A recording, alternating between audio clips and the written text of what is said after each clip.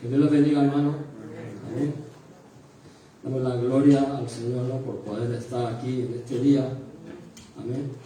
Y sobre todo porque en cada corazón y en cada interior de cada uno esté ese deseo de adorar a Dios, ¿no? Porque adorar no es solo subirse aquí y cantar una canción, sino es obedecerle, ¿no? Vamos a leer en Hechos 2:1. Esta mañana estaba leyendo, y son pasajes que ya hemos leído muchas veces, ¿no? Pero por algo está escrito, la palabra no se borra, está ahí para que cada vez que cada uno quiere pueda ir a consultar lo que Dios tiene que decirnos, ¿no? Amén, ¿lo tenemos? Y en el título de arriba ponía la venida del Espíritu Santo. ¿Lo tenemos ya? ¿Hechos qué? Hechos 2:1.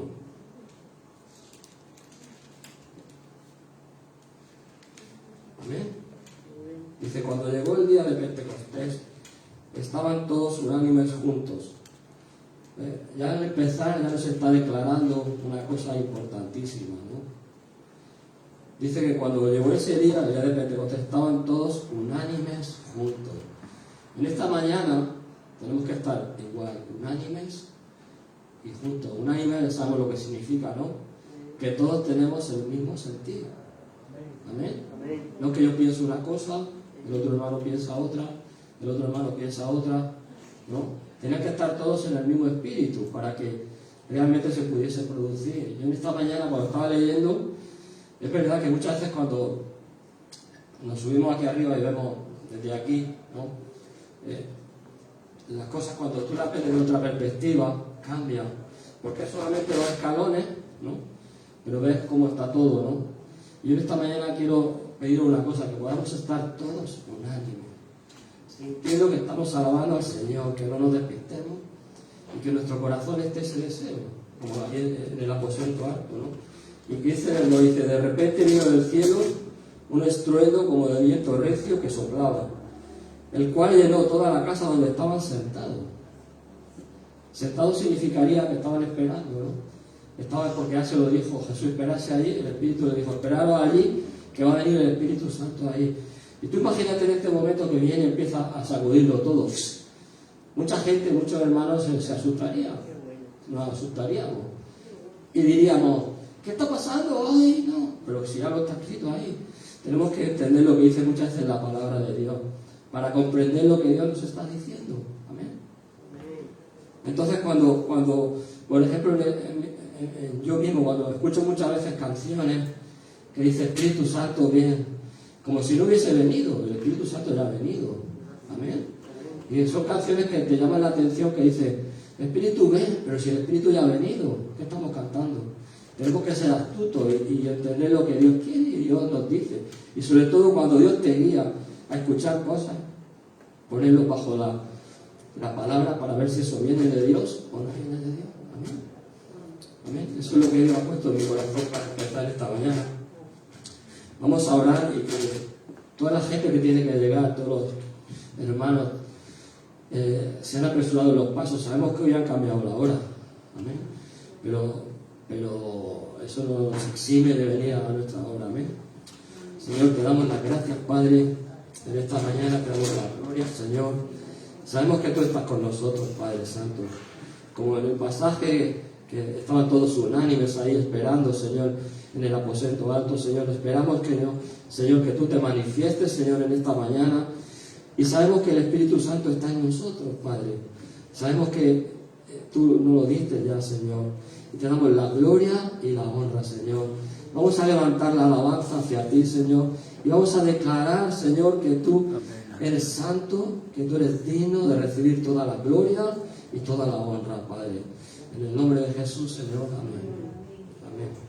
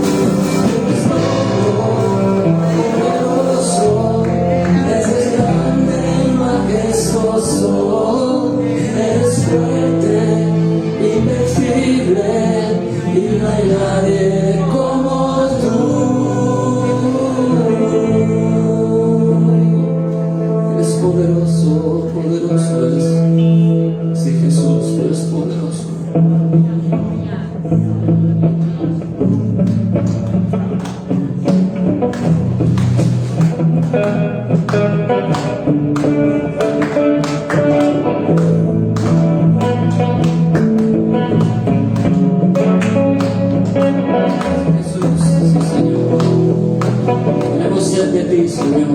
Aleluya. Tengo sed de mi Dios. Tengo sed. Tengo sed de adorar. Tengo sed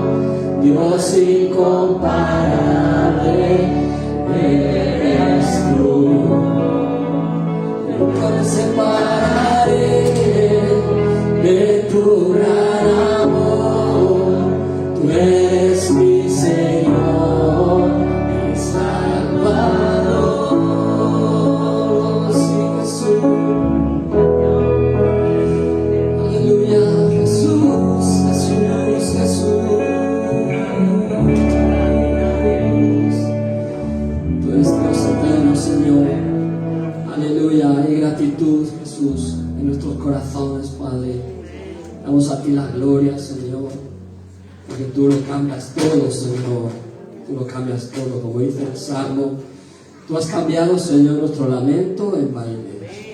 Aleluya. Y lo declaramos hoy. En las circunstancias, Señor, difíciles, tú las vuelves fáciles, Señor. Tú lo cambias, lo que para el hombre es imposible, para ti es posible, Señor. Te damos la gloria y la honra en el nombre de Jesús, Señor. Amén.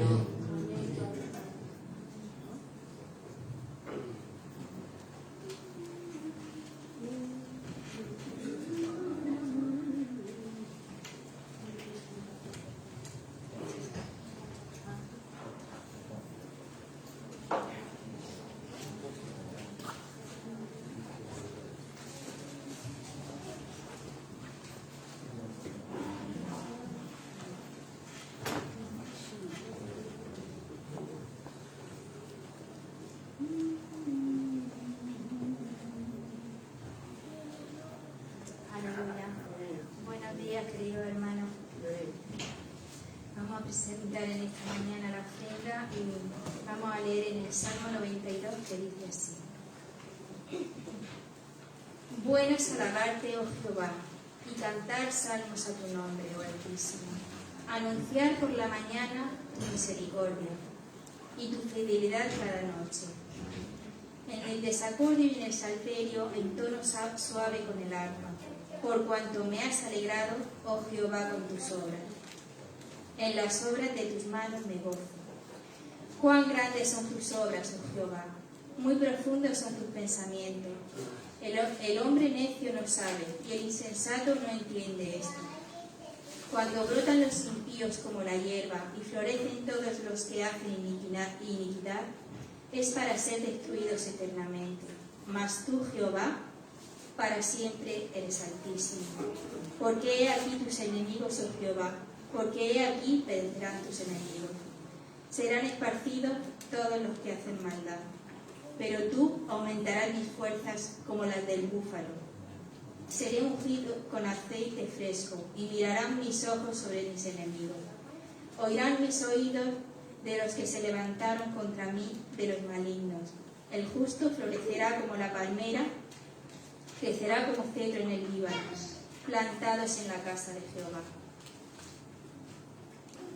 En los atrios de nuestro Dios florecerá, aún en la vejez fructificarán, estarán vigorosos y verdes, para anunciar que Jehová, mi fortaleza, es recto, y que en él no hay injusticia.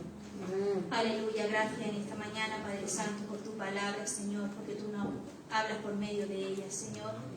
Que aunque, Señor, tengamos vejez, Señor, que florezcamos, Señor, como hoja verde, Padre Santo, porque tú estás en nosotros, Padre. Presentamos esta ofrenda delante de ti. ti, Señor, para sustento de tu iglesia, Señor. Bendice, Señor, cada mano que da, Padre Santo, Señor. Gracias por este día, Señor. Gracias porque tú nos guardas, Señor, porque tú estás con nosotros, Padre. Bendice a cada miembro, Señor, de los que han venido, Señor, y de los que no han podido, Padre. Gracias te damos en este día, Padre, por todas las cosas, en el nombre de Jesús. Amén.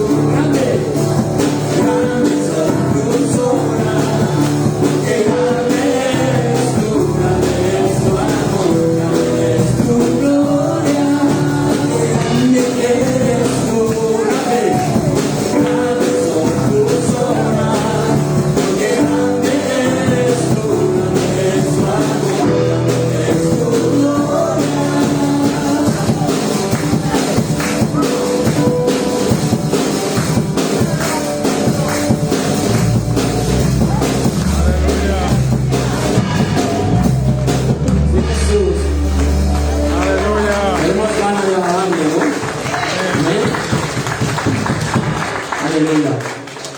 Aleluya. Señor, te damos por esta ofrenda, Padre. Gracias, Señor, por que nos siga guardando el resto de este día, Padre Santo. En el nombre de Jesús. Amén.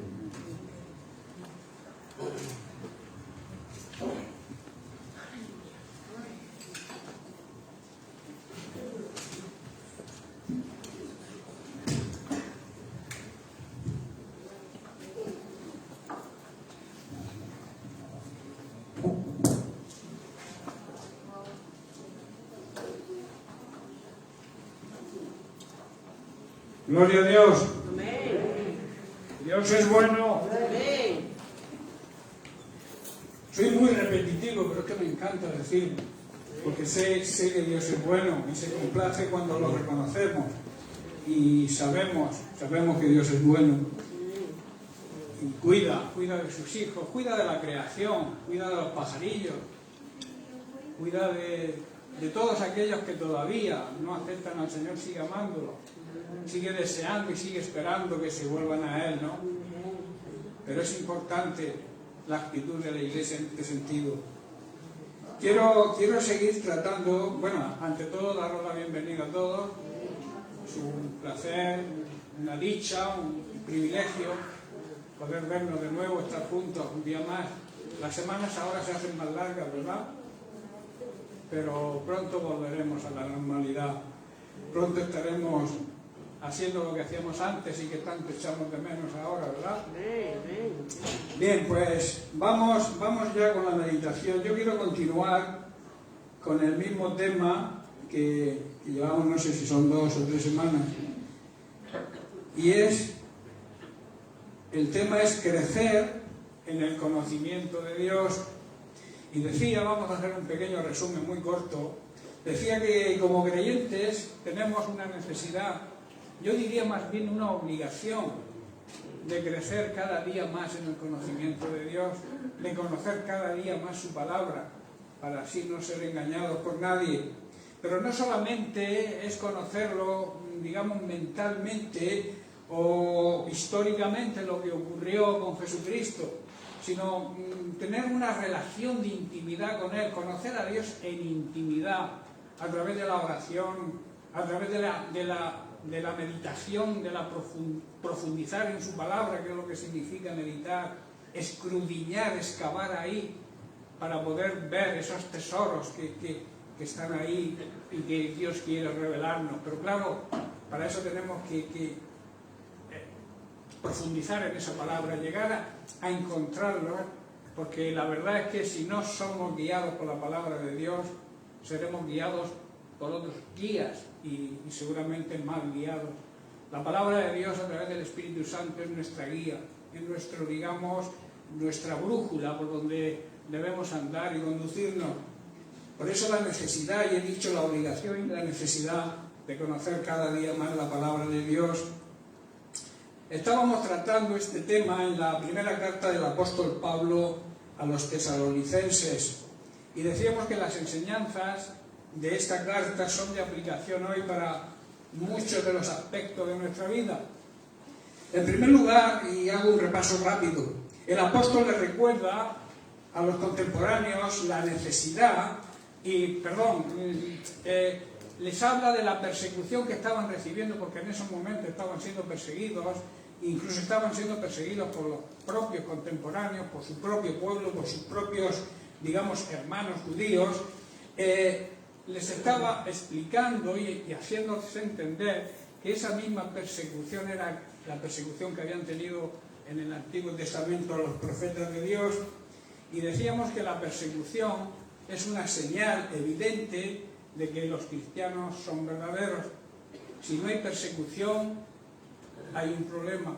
Si somos perseguidos, y somos perseguidos por predicar el Evangelio, por vivir una vida de acuerdo a la palabra de Dios, seremos, dice la Biblia, que seremos bienaventurados, dichosos, felices.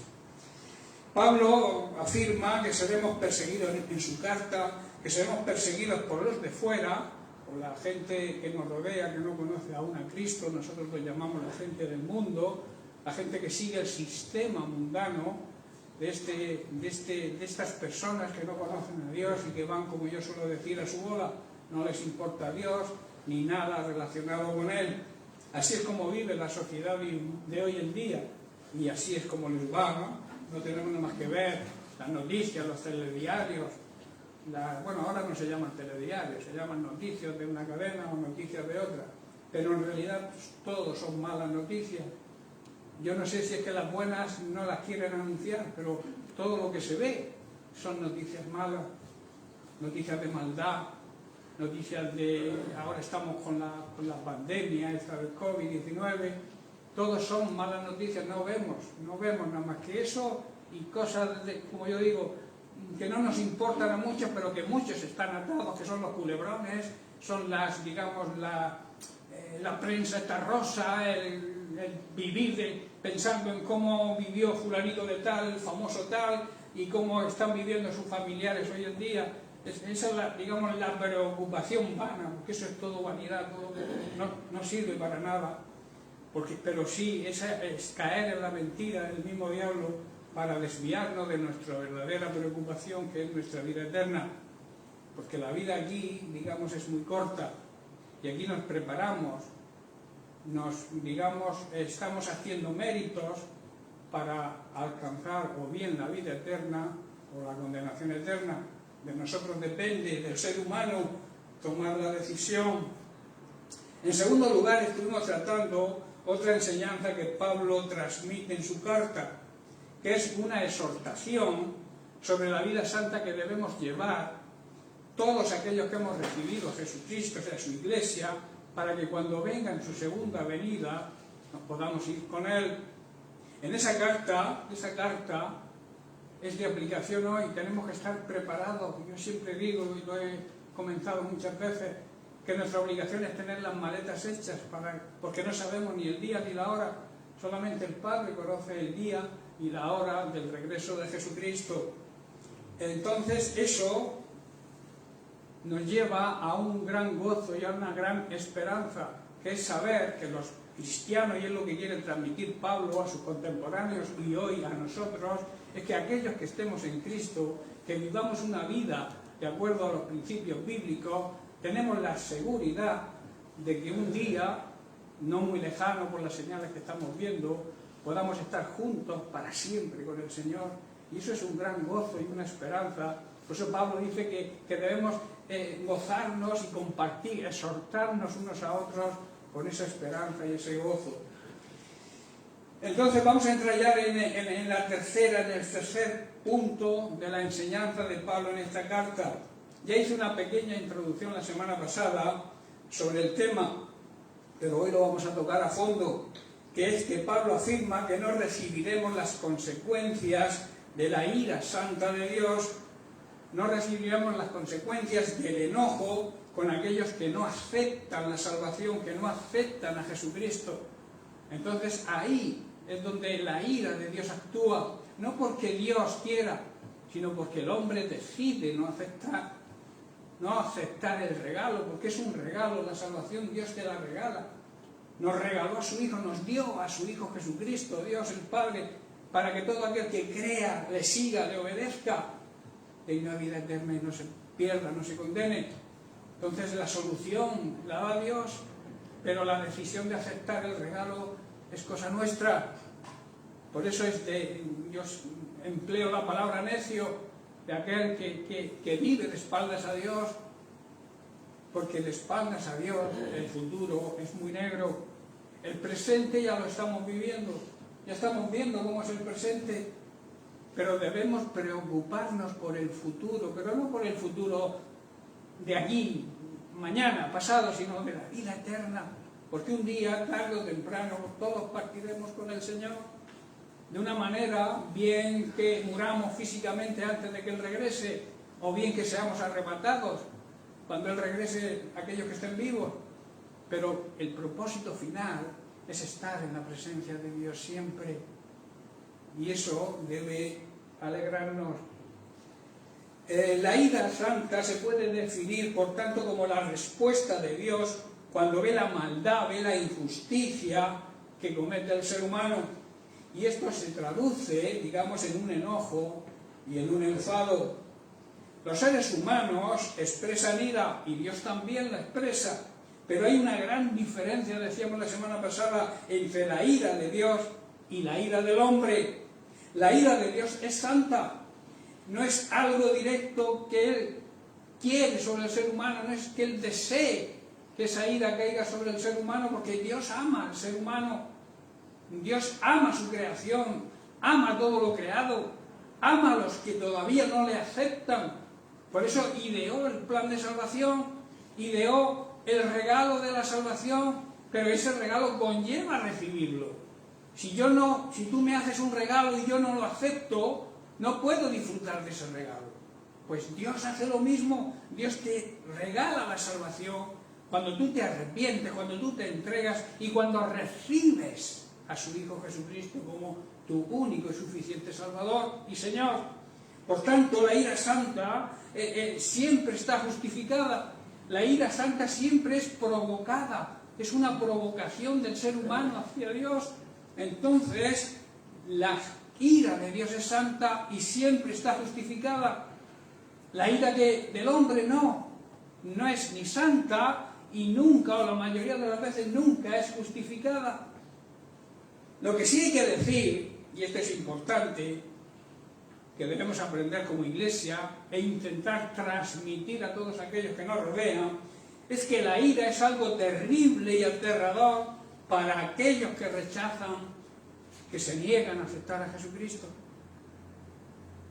Eso sí debemos saberlo como iglesia, porque ¿sabéis que la Biblia está escrita para la iglesia?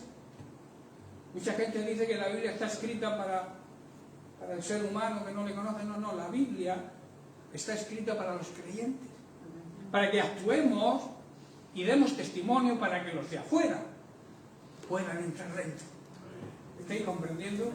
Entonces debemos asumir que la ira de Dios, el enojo, el enfado de Dios contra aquellos que rechazan a Cristo, debemos transmitirlo a la gente que nos rodea, claro, con amor, con templanza, con dominio propio, en el espíritu, porque si es en tu carne quizá que hagas daño más que otra cosa, pero si tú andas en el espíritu y tú transmites todo esto al mundo que te rodea, llegará el día, y lo acompañas con su testimonio, llegará el día en que ellos acepten a Jesucristo. Y ese es nuestro trabajo como iglesia. Pero debemos saber que solo aquellos que están cubiertos por la sangre del Cordero, por esa sangre que se derramó en una cruz en el Calvario, y todos aquellos que han aceptado a Jesucristo como el único y suficiente Salvador, pueden estar seguros, quiere transmitir Pablo, de que la ira de Dios nunca caerá sobre ellos. Si la ira de Dios cae sobre alguien que supuestamente es cristiano, es porque no es un cristiano verdadero, es porque se ha hecho religioso pero no creyente, discípulo. Discípulo es aquel que sigue las enseñanzas del Maestro. Nosotros debemos aprender de lo que Cristo nos enseñó y nos enseña hoy a través de su palabra, y debemos creerlo, debemos aceptarlo y debemos vivirlo, que es lo importante, porque no es conocer mentalmente lo que Dios quiere, sino conocerlo, transmitirlo a nuestro ser, más importante que es nuestro interior, nuestro corazón, y obrar en consecuencia, actuar. En Romanos 5, versículos 8 y 9, Pablo hace una tremenda afirmación. Dice, mas Dios muestra, en otra traducción dice, demuestra su amor para con nosotros, en que siendo aún pecadores, Cristo murió por nosotros. Cristo muere por el pecador. El remedio para el pecado es el arrepentimiento y el aceptar lo que Jesucristo hizo. No tenerlo, como he dicho al principio, como un simple conocimiento intelectual o mental, sino creerlo de verdad en el corazón e intentar transmitirlo a todos aquellos que nos rodean. Dice el verso 9, pues mucho más estando ya justificados en su sangre, por él seremos salvos ¿de qué? De la ira de Dios.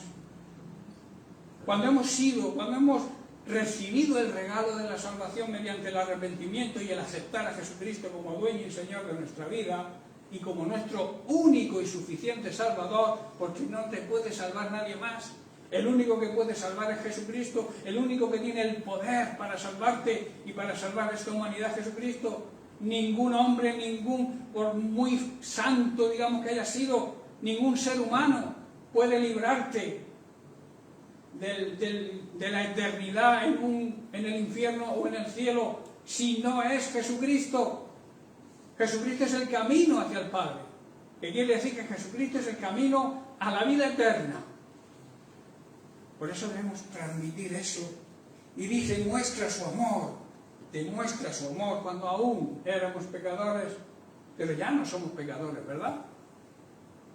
Está diciendo que ya no vivimos en pecado, porque pecar, cometer un fallo espontáneo, eso a todo ser humano nos ocurre diariamente, pero tenemos el Espíritu Santo morando dentro de nosotros que nos redarguye, y en el momento que cometemos ese pecado nos arrepentimos. Hay algo que se mueve dentro de nuestro ser, un dolor por haber pecado, por haber ofendido a Dios, y entonces Jesucristo actúa como nuestro abogado defensor, porque Él está intercediendo por nosotros.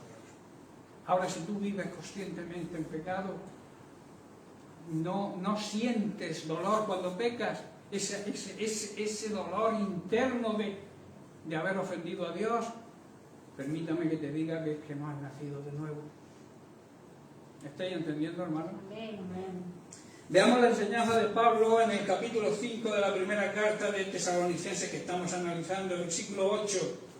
Dice, pero nosotros que somos del día, los que vivimos en la luz, seamos sobrios, habiéndonos vestido, que significa habiéndonos protegido con la coraza de la fe y de amor y con la esperanza, la confianza de la salvación, como un yelmo que nos protege nuestra cabeza. En resumidas cuentas, estamos protegidos con la armadura de Dios. Y el verso 9 dice, porque no nos ha puesto Dios, ¿para qué? Para ira, sino para alcanzar salvación por medio de nuestro Señor Jesucristo. Quiere decir que Dios escogió salvarnos por medio de nuestro Señor y Salvador Jesucristo y no quiere derramar su enojo, su ira sobre nosotros. Para eso envió a Jesucristo, para librarnos de esa ira, de esa condenación eterna. Verso 10 dice, quien murió por nosotros, para que ya sea que velemos o que durmamos, vivamos juntamente con Él. Dicho de otra manera, estemos vivos o estemos muertos cuando Jesucristo regrese, podamos vivir con Él para siempre. Y el verso 11 dice, por lo cual, animaos, alentaos los unos a los otros y edificaos unos a otros, así como lo hacéis. Qué clara es la palabra de Dios y qué precioso es entenderla y qué bueno es meditar en ella. Por eso yo siempre digo que orar es bueno, leer la palabra es buenísimo, pero profundizar en ella para esconder del Espíritu, o sea, para reconocer y ver esos tesoros que están ahí escondidos y que Dios nos quiere revelar a través del Espíritu Santo para que se hagan rema en nuestra vida. Aquí digamos que hay como una verdad central, que es que la ira, el enojo, no es la esencia de Dios. Dios no quiere. La esencia de Dios es el amor, no la ira. Pero siempre que hay una provocación, hay ira. Y el ser humano, por desgracia, siempre ha estado provocando y sigue provocando a Dios. Por eso la ira de Dios está ahí. No, vuelvo a repetir, Dios no quiere airarse con el ser humano, pero es algo que brota. No va directamente contra el ser humano, sino lo que hace el ser humano. Es lo que provoca la ira de Dios. Por eso, en Hebreos 3, a partir del verso 7, el escritor de Hebreos recuerda lo vivido por el pueblo de Israel en el desierto. Dice el verso 7, por lo cual, como dice el Espíritu Santo, si oyeres, o sea, si prestaras atención y obedecieras hoy su voz, y no endurezcáis vuestros corazones como en la provocación, habla de la provocación en el día de la tentación en el desierto, cuando los padres de los judíos, los padres, los antepasados, le provocaron en el desierto.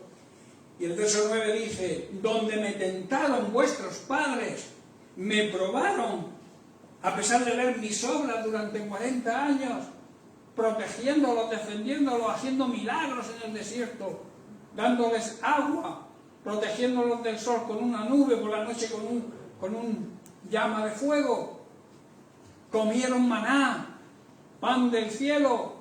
Comieron luego cuando se hartaron de maná, empezaron a criticar y a protestar, y entonces Dios les mandó codornices, carne hasta que dice que les salía por las orejas. Dios siempre es fiel y el hombre, ser humano, sigue rechazándole y sigue provocándole. Dice el verso 10, a causa de lo cual, o sea, por esa provocación, me enojé contra esa generación y dije, siempre andan vagando en su corazón y no han conocido mis caminos, no han querido seguir mis consejos. Está diciendo, por tanto juré en mi ira que no entrarán en mi reposo, que no entrarán en un lugar de refrigerio donde Dios quiere que estemos aquí en esta tierra y disfrutemos después de la vida eterna con Él, en ese reposo, en esa paz, que es estar junto a la presencia de Dios. Luego el mismo escritor de Hebreos se dirige a sus contemporáneos y a nosotros hoy, porque esto es de aplicación para hoy también. En el capítulo 3, los versículos 12 y 13, dice así: mirad, que significa prestar atención, estar alerta, hermanos, que no haya en ninguno de vosotros corazón malo de incredulidad, que no seáis incrédulos, que tengáis fe para apartaros, o sea, no tengáis un corazón de incredulidad para apartarse del Dios vivo, no tengáis un corazón lleno de maldad e incrédulo que nos aleje de Dios.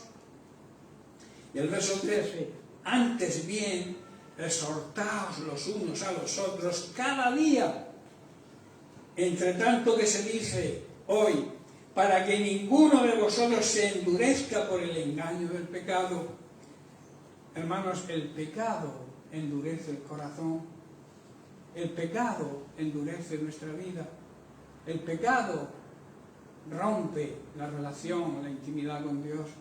Si tú vives en pecado es imposible que puedas tener una relación de intimidad con Él, porque a mí se me caería la cara de vergüenza poder acercarme a Dios, al Creador del universo, a mi Padre Celestial, aquel que me dio la oportunidad de la salvación, y yo vivo en pecado. Yo no podría acercarme a la presencia de Dios para pedirle nada. ¿Estáis entendiendo? Amén. Porque lo demás es hipocresía. Lo demás es, si yo no soy digno de acercarme a la presencia de Dios, somos dignos de acercarnos mediante el arrepentimiento y a través de Jesucristo, sí, somos dignos, somos merecedores de acercarnos al trono de la gracia. Pero si vivimos en pecado, difícilmente, imposible poder tener comunión de intimidad con Dios. Puede que el engaño, quizá el autoengaño, te haga ver a ti que sí, que tú puedes seguir alabando a Dios, que puedes orar a Dios, aunque vivas en pecado. Dios te ama, te espera con los brazos abiertos, aunque sigas viviendo en pecado, aunque seas terco y sigas ahí. Pero si no te arrepientes y se cierra la puerta ya no se va a abrir. Por eso, mientras que la puerta esté abierta, mientras que tengamos la oportunidad de entrar por esa puerta del arrepentimiento y llegar ante Jesús, aprovéchalo, porque llegará el día en que esa puerta se cerrará y será imposible. No sé si estáis entendiendo y la importancia que esto tiene. Esto no es, digamos, una fábula, esto es una realidad que va a ocurrir y va a ocurrir bien pronto, porque las promesas de Dios se cumplen siempre, y Él dijo que volvería y volverá. Y además dejó escritas una serie de señales que ocurrirían antes de su regreso, y estamos hemos vivido muchísimas de esas señales ya. Yo creo que estamos, como la Biblia dice, estamos ya en el dolor del parto. El parto significa el nacimiento, significa la venida de Cristo. Y estamos ya en los primeros dolores, en los dolores de una mujer a punto de parir.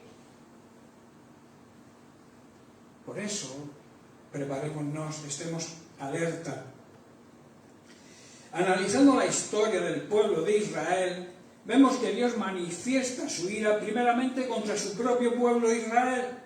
¿Por qué? Por despreciar su amor y quebrantar su ley, la desobediencia, y se hicieron idólatras. Hubo violencia y practicaban la injusticia. Esto era la provocación. Asimismo, su ira se enciende contra los gentiles, contra los que no eran su pueblo. ¿Por qué? Por el maltrato y la persecución de estos pueblos al pueblo elegido por Dios, al pueblo de Israel. Y también por su idolatría, su orgullo, su crueldad y su maldad. Hoy estamos viviendo lo mismo. Esto se está produciendo hoy en día con la iglesia perseguida. Como comentaba la semana pasada, hay más de 50 países en el mundo que están sufriendo una tremenda persecución los cristianos. Y eso es hoy. No es en la iglesia primitiva, que ya la tuvo esa persecución, sigue siendo perseguida la iglesia verdadera. En el Nuevo Testamento la ira, el enojo, la indignación de Dios es provocada tanto por la maldad del ser humano como por la desobediencia a su palabra. En Romanos 2, versículo 5 al 11, Pablo expresa el juicio de Dios contra el pecado. Prestar atención que esto es importante. Jesús decía, de cierto, que había como un paréntesis para llamar la atención, es decir, lo que voy a decir a continuación es de gran importancia, y lo que yo voy a decir hoy, que no lo digo yo, lo dice la palabra de Dios, lo dice el mismo Dios, es de gran importancia. Dice, pero por tu dureza, que cada uno se lo aplique a sí mismo. No esté pensando en el de al lado, en el vecino, en su hijo, en su marido, en su esposo, en su esposa. No pienses en eso, aplícate esta palabra a ti misma o a ti mismo. Dice, por tu dureza, por tu corazón no arrepentido y por tu, atesoras para ti mismo ira para el día de la ira y de la revelación del justo juicio de Dios. Dios, decíamos que es un Dios justo, que la justicia y el amor siempre van unidos. Dios es amor, pero también es justicia. Y te advierte y te está diciendo, nos dice a todos, que estemos alerta, que no seamos duros de corazón, que nos arrepintamos si estamos mal con el Señor, si estamos viviendo una vida que desagrada a Dios, arrepintámonos de una vez. No juguemos a religión. Dios no quiere religiosos, quiere personas que le obedezcan, que le sirvan y que estén obrando de acuerdo a su palabra. Nosotros tenemos un gran privilegio aquí en la zona del mundo que nos ha tocado vivir, que es que la Biblia, la palabra de Dios abunda. Estúdiala, profundízala, aplícate la palabra a ti mismo, sin pensar, sin mirar a los demás. Y analiza tu vida. Y si tu vida no está en orden, estás en peligro. Quizás no llegues a comprender el alcance de ese peligro, pero es un peligro tremendo. La condenación eterna es un peligro tremendo. No arriesgues tu vida eterna por querer seguir terco, con ese corazón duro, sin arrepentirse. No sé si estoy comprendiendo el alcance de estas palabras de Pablo. Está diciendo Pablo, pero como eres tan terco y te niegas a arrepentirte y abandonar tu pecado, estás acumulando un castigo terrible. No seas terco.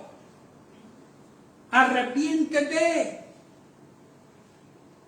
pues se acerca el día de la ira de Dios, se acerca el día en que Jesucristo va a recoger a su iglesia, y su iglesia, como decíamos, tiene que ser una iglesia limpia, blanca, resplandeciente, sin pecado.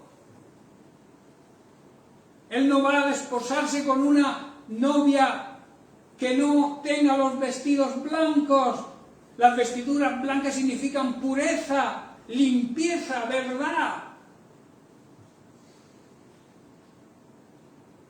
Él no se va a desposar con una novia mentirosa, con una novia que adultera, con una novia que dice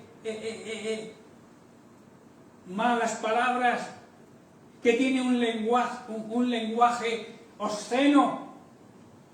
Él quiere una iglesia limpia, pura, resplandeciente. Resplandeciente quiere decir que sea luz, que alumbre.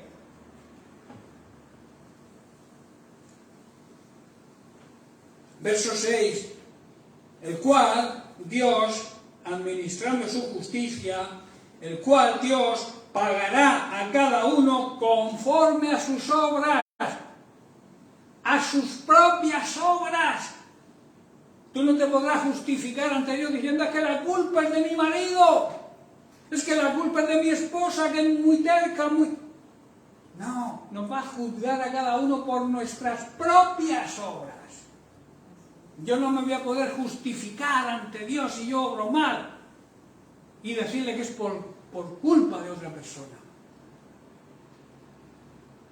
Por eso nosotros tenemos que analizarnos a nosotros mismos, examinarnos a nosotros mismos. Es muy difícil esa postura, es más fácil examinar a los demás.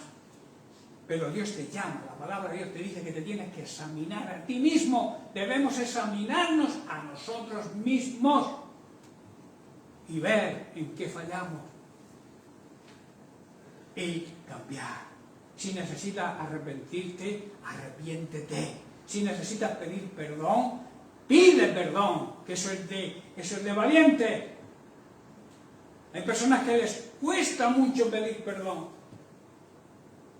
Están atados al rencor. Y claro, esa atadura solamente la puede romper Jesucristo.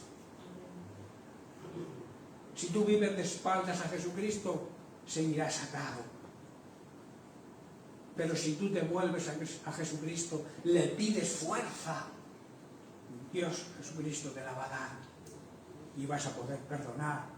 Y vas a poder ser liberado. Y también desatarás a la otra persona a la que tienes atada con tu rencor y tu falta de perdón. Él juzgará a cada uno según lo que haya hecho. ¿Ha quedado claro este punto? Que Dios no va a juzgarte a ti por la consecuencia de que tú actúes porque alguien te ha hecho algo.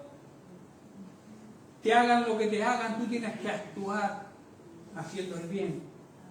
De hacer el bien, no nos debemos de cansar nunca.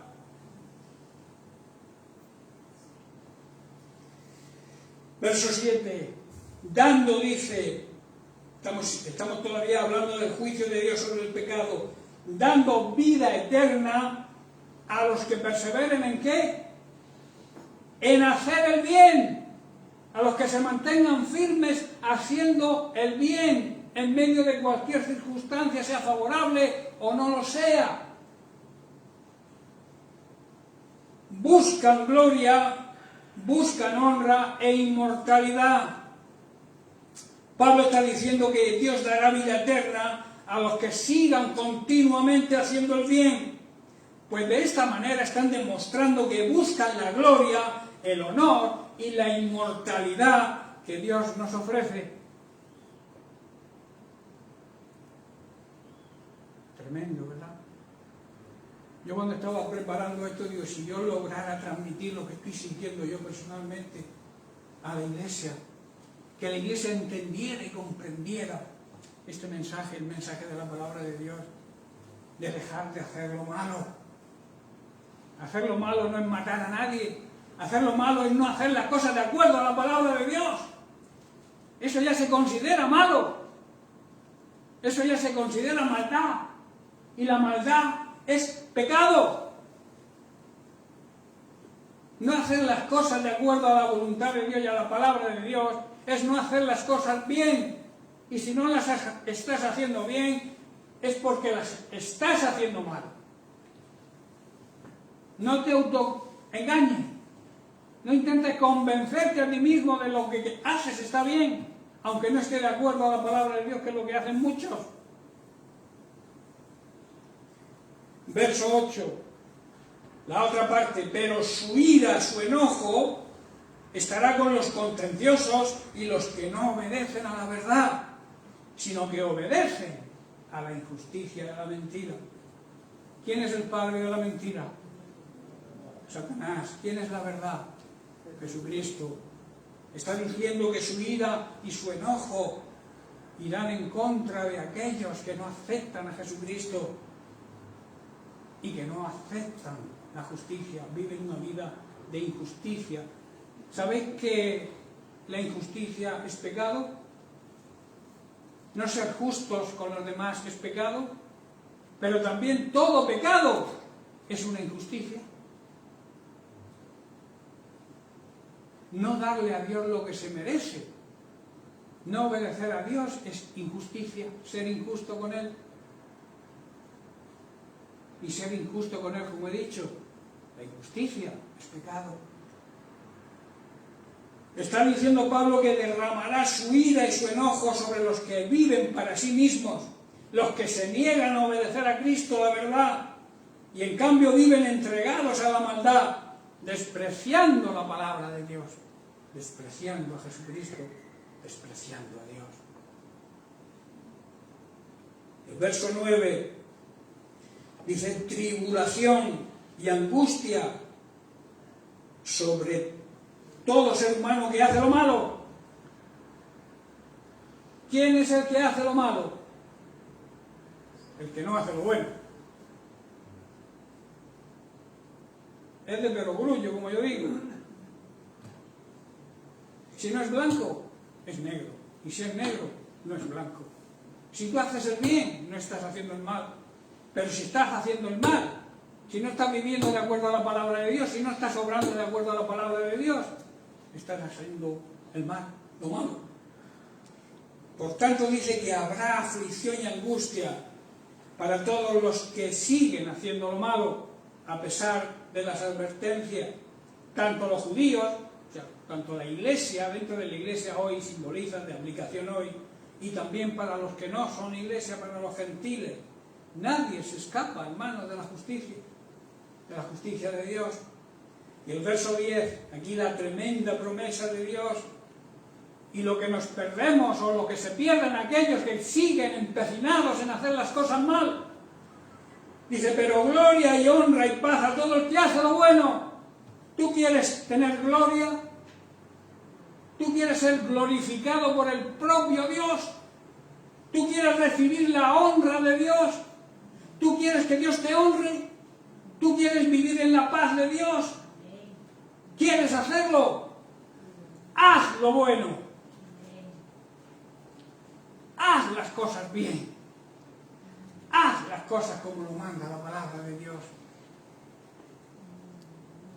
Y si te falta sabiduría para entender lo que es la palabra de Dios, pídele a Dios sabiduría. Que tienes al Espíritu Santo si eres realmente un nacido de nuevo. Tienes al Espíritu Santo morando dentro de ti. Escúchalo. Presta atención a su guía. No lo tengas ahí arrinconado y no lo dejes hablar. Y cuando quiere hablar, tú le dices: cállate, que aquí mando yo, que en mi casa mando yo. ¡Qué orgullo!, ¿verdad? Tener al Dios vivo a través de su Espíritu Santo morando dentro de nosotros y preferir callarlo y seguir mi voz y mi propio camino, que me va a llevar a la condenación, que me va a llevar a la destrucción. Habrá gloria, honra y paz. ¿De dónde? De parte de Dios. Para todos los que hacen lo bueno. Para el pueblo de Dios primero y también para los gentiles, para que los que todavía no son su pueblo. Dios incluye aquí a toda la raza humana. Y concluye con el verso 11, dice: porque no hay acepción de personas para con Dios, que quiere decir que Dios no muestra favoritismo con nadie, no tiene favoritos. Él ama por igual a todos. No me ama a mí más porque sea pastor que al último que se haya convertido, o incluso a los que no están convertidos. Dios nos ama a toda su creación de la misma manera. Pero vuelvo a repetir, Dios es un juez justo. Y el amor, repito, y la justicia siempre van unidos. Provoca por tanto la ira de Dios toda impiedad, toda injusticia, toda inmoralidad. Hoy abunda la inmoralidad sexual. se permite todo, el adulterio, la fornicación, que por desgracia también está metida dentro de la iglesia. Y no hay manera de echarla fuera. Echar raíces ahí. Y no hay manera porque tenemos un corazón duro. Y cuando tú echas una semilla sobre una piedra, ¿qué ocurre? Que no puede echar raíces. La palabra de Dios no puede echar raíces en un corazón duro. Por eso dice Pablo que no haya en vosotros un corazón duro de incredulidad. Debe ser blando. Hay una promesa de Dios que dice que cambiaré tu corazón de piedra por un corazón de carne. ¿Por qué dice eso? Porque en una tierra blanda es donde la palabra de Dios entra y produce. Pero en un corazón duro es imposible. Por la dureza de vuestro corazón.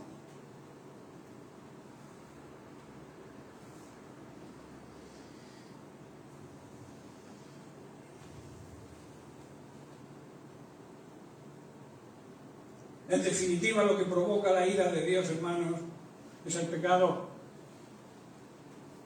Y el mayor pecado que existe es no aceptar el regalo de la salvación, no aceptar el regalo que se llama Jesucristo. Eso es lo que provoca la ira de Dios. Es decir, yo lo he hecho todo, lo he dado todo, he dado a mi hijo. El hijo se entregó completamente a una vida santa desde niñez, a una vida ejemplo desde niñez. Dice que no hubo mentira en su boca como ser humano que era. Y luego murió en una cruz, se entregó por nosotros totalmente.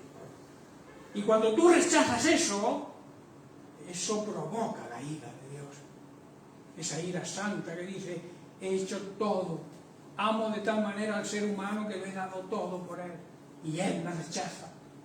Esa es la provocación, hermano.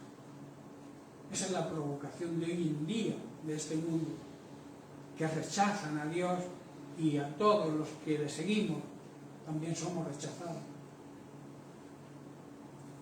Efesios 5:6, Pablo advierte aquí a la iglesia, dice, nadie os engañe con palabras vanas, que significa palabras inútiles, palabras sin sustancia, vacías. Dice, porque por estas cosas que he nombrado antes, por el pecado sobre todo, viene la ira de Dios sobre los hijos. Los hijos. Hago énfasis en esa palabra. Desobedientes. Es que yo soy un hijo de Dios y una vez salvo, siempre salvo y yo haga lo que haga, la ira de Dios. No, perdona. Aquí está hablando de hijos.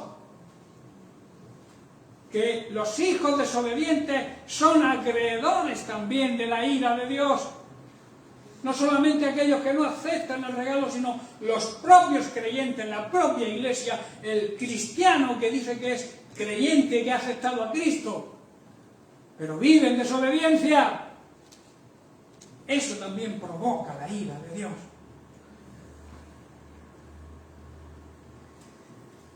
La conclusión de lo que Pablo enseña y quiere exhortar a la iglesia es que la causa de la ira, la causa del enojo de Dios es el menosprecio, no apreciar su amor demostrado en Jesucristo. Debemos hacer aquí ciertos recordatorios a aquellos que conocemos la palabra de Dios. Dios demostró su gran amor al enviar a su amado Hijo a morir por nosotros cuando todavía éramos pecadores. También que fuimos declarados justos, o sea, fuimos justificados ante los ojos de Dios a través de la sangre de Cristo. También debemos saber y recordar que Jesucristo aplacó la ira santa de Dios que merecía nuestra maldad y nuestra desobediencia. El juicio y la sentencia que deberíamos haber recibido nosotros, Cristo lo recibió. Debemos recordar eso. Cuando tú estés cometiendo un pecado, cuando tú lleves una vida de pecado, piensa en eso. Huye del pecado. El pecado trae destrucción a las vidas. destruye a la iglesia, destruye a la familia, destruye a los hijos. El pecado trae gravísimas consecuencias, primeramente a uno, al que lo comete, luego a la familia y luego a la iglesia. Por eso el pecado, que hoy muchos de los predicadores no nombran el pecado por ninguna de sus predicaciones, pero el pecado, hermanos, sigue existiendo. Y hay que predicar del pecado para que la gente se dé cuenta de la gravedad que conlleva vivir en pecado.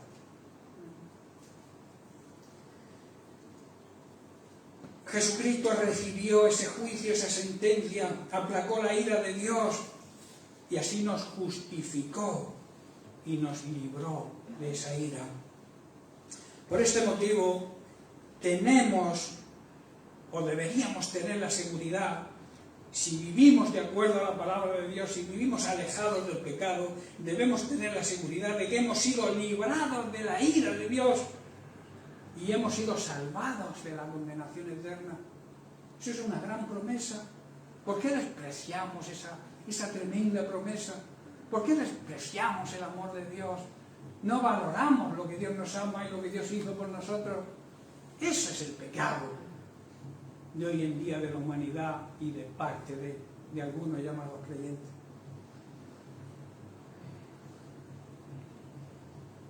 Por medio del sacrificio de Cristo, hermanos, somos salvos de la ira. Los creyentes, los realmente creyentes auténticos, hemos sido justificados por Él. Y hemos sido acreedores no de la ira, sino del amor y de su misericordia, mediante nuestro arrepentimiento y nuestro reconocimiento de que en Jesucristo recibimos la salvación. Los creyentes, los cristianos verdaderos, los que hemos sido justificados ante el Padre por medio de Cristo, estamos excluidos de las consecuencias de la ira y el enojo de Dios. Eso es una realidad. ¿Por qué no vivimos de acuerdo a este principio? ¿Por qué no vivimos aceptando el señorío de Cristo? Cristo nos ama. Cristo te ama a ti, me ama a mí, ama a toda la humanidad. Pero yo me imagino a nuestro Dios observando a la humanidad y lamentablemente observando también a su iglesia, cómo se empecina en seguir viviendo sin hacer el bien, haciendo lo malo, pecando. Yo haría, para terminar este punto, haría la siguiente pregunta: ¿has sido justificado por Cristo? ¿Te sientes justificado por Cristo? Hazte esa pregunta.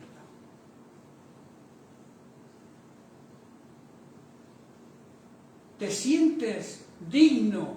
¿Te sientes acreedor al beneficio de la vida eterna? Si Cristo viniera ahora mismo, ¿te irías con Él? ¿Tienes la seguridad? Si la tienes, ¡gloria a Dios! Pero si no la tienes, tienes que hacer algo. Si no tienes la seguridad de que eres salvo, si no la tienes, pídele al Espíritu Santo que te muestre el camino y obedece. El camino no es otro que vivir una vida santa. El nacido de nuevo, una de sus cualidades es que ha sido transformado. Eres una nueva criatura en Cristo. Cuando te conviertes, todo lo viejo quedó atrás. Empieza una nueva vida. Si tu vida sigue siendo la misma, solamente que acudes a reuniones evangélicas ahora mismo, sigues haciendo lo mismo que hacías antes, no te sirve de nada. Por eso te vuelvo a decir, hazte la pregunta: merezco lo que Jesucristo hizo por mí. Me siento digno de acercarme ante su presencia sin sentirme culpable. Hermanos, el pecado hace culpable al ser humano. Si tú vives en pecado y no te sientes culpable, tienes un grave problema. Estás cauterizado. Yo el otro día me quemé cocinando, porque ahora cocino. Toqué la sartén que estaba caliente y me quemé el dedo. Y yo paso ahora mismo el otro dedo por encima y no noto.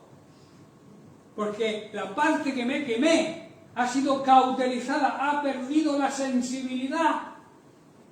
Y eso es lo que le ocurre hoy a muchos creyentes, que se queman con el fuego del pecado y se cauteriza su conciencia, acallan la voz del Espíritu Santo, no sienten la voz de Dios, porque el pecado ha hecho mella en sus vidas. Y como no hay un propósito real y auténtico de dejar el pecado, pues vienen las consecuencias. Yo soy cristiano, yo me convertí hace 50 años, pero no tengo paz. No tengo esa paz en que, aunque haya problemas, que la paz significa vivir con la conciencia tranquila, aún en las circunstancias peores que estemos atravesando. Eso es la paz del Señor, esa paz que Jesucristo nos regala. Mi paz os doy, mi paz os regalo. Y mi paz no es la misma paz que ofrece el mundo, es diferente. Yo os ofrezco la paz con Dios, la reconciliación con el Creador, la reconciliación con nuestro Padre. Es lo que nos ofrece Cristo mediante su sacrificio. Si no vives en esa paz es porque no has entendido lo que Cristo hizo por nosotros. Qué bueno es que entendiéramos esto, que lo grabáramos a fuego en nuestro corazón y tomemos la decisión, hermanos, y con esto termino, tomáramos la decisión de empezar a hacer las cosas bien, dejar el pecado y de hacer las cosas mal, que en definitiva hacer las cosas mal es pecado. El que sabe hacer lo bueno, el que sabe hacer el bien y no lo hace, le es contado como pecado. Amén. Amén. Bien, pues que Dios te bendiga. Seguiremos la semana que viene con la cuarta enseñanza que Pablo transmite o quiere transmitir a sus contemporáneos y hoy a la Iglesia de Cristo, que es que debemos ser agradecidos. Ese será el tema de la semana que viene. Como he dicho, que Dios te bendiga. Amén.